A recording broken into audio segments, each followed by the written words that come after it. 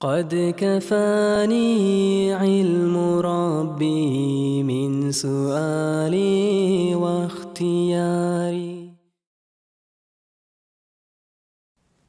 Assalamu alaikum wa rahmatullahi wa barakatuh, hörmetli din gardaşlar.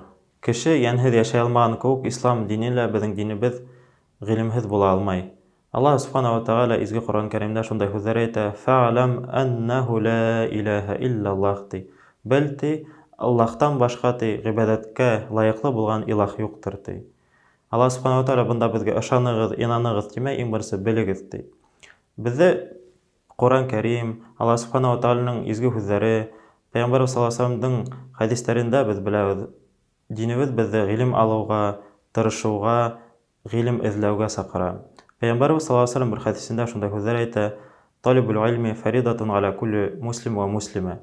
Yani ilim alaw her bir musulmanga farzdyr. İkisi hadisinde Peygamber sallallahu aleyhi ve sellem şunday sözler aýtdy: "Men yuridullahu bihi hayran yufaqqihu fid-din."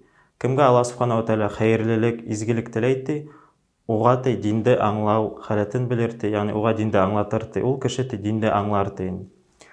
Peygamber sallallahu aleyhi ve sellem'den hadislerinden, izgi Kur'anda ilim alawga tegen hadisler bik köp indi. Mesela Allah subhanahu wa ta'ala izgi Kur'anda şunday sözler aýtdy: "Hal yastawillezine ya'lamuna wellezine la ya'lamun." Bir ratda bir derejede bulardarmy? Allah subhanahu wa ta'ala bilgenler menen bilmegenler.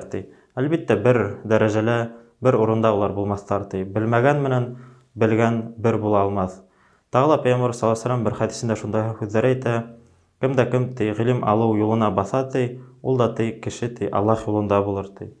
İkisi hadisinde şunday sözler aýtdy: "Kimde kim ilim alaw ýoluna basa, oga Allah subhanahu wa ta'ala jannatke inew ýolun eňeleýtir." Oga ferişteler kanatlaryn ýeýip durur. Ol kişige mahluklar, köktegi hem ýerdegi mahluklar, hatda hawdagy balyklar da tesbih aýtyp, oga zikir aýtyp dururlar. Ol kişini maktap, ol kişige dua kılıp dururlar. Artaban Peygamber sallallahu aleyhi ve sellem hadistiň dawamında şunday sözler aýtdy: "Bilgen menen gabit menen, yani galim menen ibadat kılwsynyň aýyrmahy tuly aýdyň kalgan yıldızlara karagandagy aýyrma köp bolar. Yani tuly aý biz aňlap durabys kalgan yıldızlara karata zor aýyrma. Şonuň köp galim menen ibadat kılwsynyň aýyrmahy zor.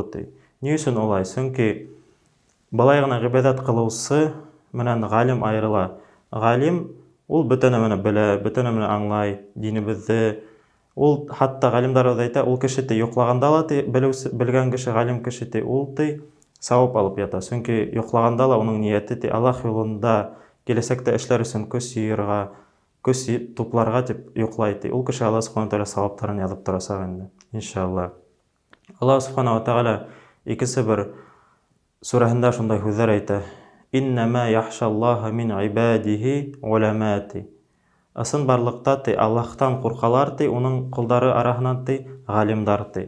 Niýe üçin? Çünki Allah'ty bilgen gene kişiler, Allah'ty tanygan gene kişiler, onuň sifatlaryn gana bilen kişiler tuly maňanysynda Allah'tan korka, oga boýhuna, oga tawakkel kılaýyndy. Tagla Peygamber sallallahu aleyhi ve sellem ikisi bir hadisinde şunday sözler aýtdy: "İki kişiden başga biz kalgandara hased kıla almaýbys, ýagny künleşe almaýbys." Yani birinçi kişilerge ol da bu kimge Allah subhanahu wa taala baylyk bergen, ol günün tünü boyu şol baylygyn Allah ýolunda sarf ete. Ol kişige biz künleşe alabys. Allah subhanahu wa taala meňe şunday baylyk berha, men de Allah ýolunda sarf etermen dip. İkinçi dereje kişiler ular Kur'andy bilgen kişiler, kimge Allah subhanahu wa taala hikmet bergen, ol şunuň boýunça ýaşaý hem onu öğretet. Şol kişilerge gene biz künleşe alabys. Kalan kişilerge bizge künleşew günah bolup duraýyn. Peygamber sallallahu aleyhi ve sellem'den ikisi bir hadisinde şunday sözler aýtdylar: "Kişi ulhati bütün ameller onun kisilati üstüne menen başga." Birinçisi ol salih balalar kaldırha, oga dua kılwsylar. İkinçisi eger de özünden soň ilim kaldırha, ol ilimde kişiler kullanha, ol kişige faýda kelip atat. Hatta kişi merhum bohala, özünden soň kalgan ilim boha, öğretken kişiler boha, ol ilimde taratkan boha, onan soň ol kişige faýda kelip atat. Üçüncüsi ol sadakatul jariýe.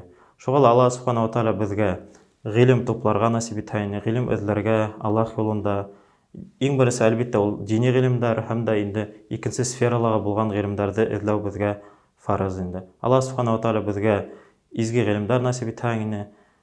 Пәйгамбер саллаллаһу алейһи ва саллямның бер дугаһы бар: "Рабби зидни гыйлман" ди. Ягъни, "Я Раббым, минең Раббым ди, минең гыйлемемне арттыр" ди.